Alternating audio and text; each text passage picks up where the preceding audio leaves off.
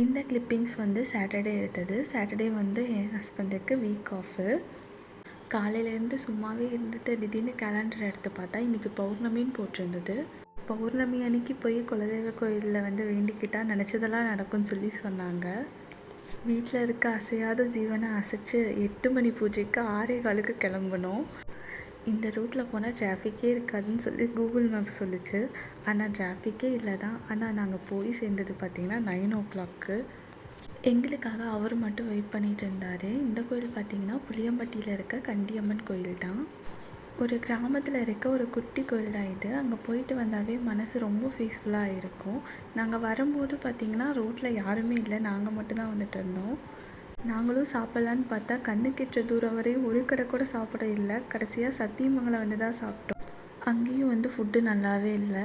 கோயிலுக்கு போயிட்டு பாட்டை பாருங்களேன். 11:30க்கு தான் வீட்டுக்கே ரீச் ஆனோம். மறக்காமல் சப்ஸ்கிரைப் பண்ணி சப்போர்ட் பண்ணுங்கள்.